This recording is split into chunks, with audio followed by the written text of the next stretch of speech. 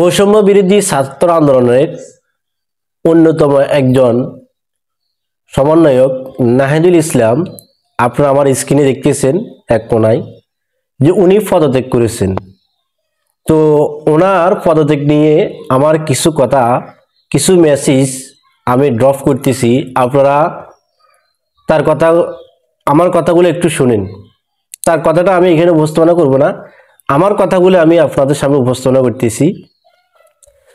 শেখ হাসিনা চলে যাওয়ার পরে তারা যে ক্ষমতা এসেছে, যে আপনারা দেখেন নাহিদুল ইসলাম উনি আসার পরে কি উন্নতি জিনিসটা হয়েছে আপনারা আমাকে দেখান।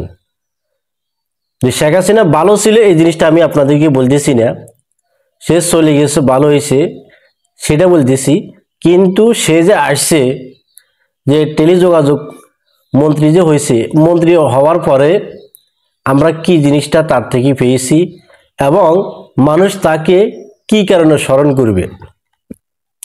আজকে যে তারা যে একটা কথা বলল 28 তারিখে একটা দল ঘোষণা দিবে, রাজনৈতিক দল, এই কারণে সে পদত্যাগ করছে। আসলে সে যে আমাদেরকে আজকে 6-7টা মাস পর্যন্ত যে সেবাগুলো দিছে, এই সেবাগুলোর কারণে আমরা তার থেকে কি পেয়েছি, মানুষ, বাংলাদেশের মানুষ তার থেকে কি পেয়েছে। যে মোবাইলে এমবি বলেন, মোবাইলে কল রেট বলেন, মোবাইলে যত রকমের ব্যাট আছে সব কিছু আগের চেয়ে বেড়ে গেছে, আগের চেয়ে বেড়ে গেছে। আগে 19 টাকা দিয়ে আমরা 30 মিনিট পাইতাম, আর এখন নাহিদুল ইসলাম এসে 30 টাকা দিয়ে, 20 টাকা দিয়ে এখন 25 মিনিট। কি হইল এটা ভাই? নাহিদুল ইসলাম, তুমি যে পদত্যাগ করছো, তুমি যে চলে গেছো, তুমি আমাদের জন্য কি স্মৃতি রেখে গেছো? আমরা তোমাকে স্মরণ করব কি কারণে স্মরণ করব? আমাদের কল রেটও কমাইলে না, এমবিও খরচও কমাইলে না, কিছু কইলে না, ঠুস করে তুমি চলে গেলা, পদত্যাগ করলা, নতুন রাজনৈতিক দল গঠন করবে, রাজনীতি করবে। বাংলাদেশে কি রাজনীতি করা কি এত সহজ হয়ে গেছে? শেখ হাসিনাকে তোমরা যে খেদাইছ, মনে করছো তোমাদের কারণে হয়েছে? এখানে আওয়ামী লীগ ছাড়া যতগুলা দল আছে সবগুলা দল তোমাদের সাথে ঐক্য ছিল।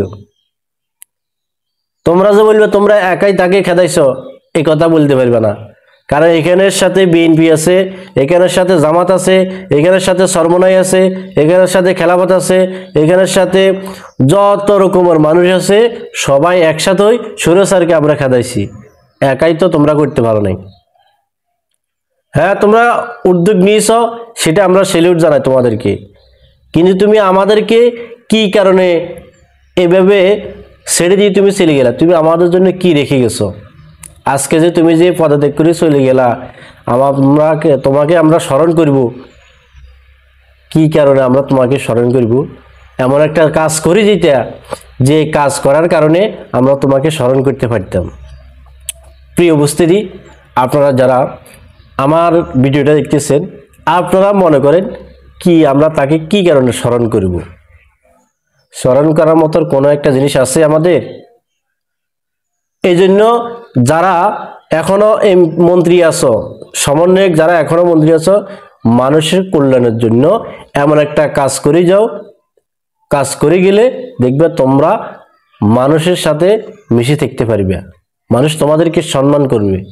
এখন যেভাবে তোমাদেরকে সম্মান করতেছে, এরকম যখন তোমরা সরকার পরিবর্তন হয়ে যাবে, জাতীয় সরকার আসবে, তোমরা তোমাদের কাজের কারণে মানুষ তোমাদেরকে ভালোবাসবে।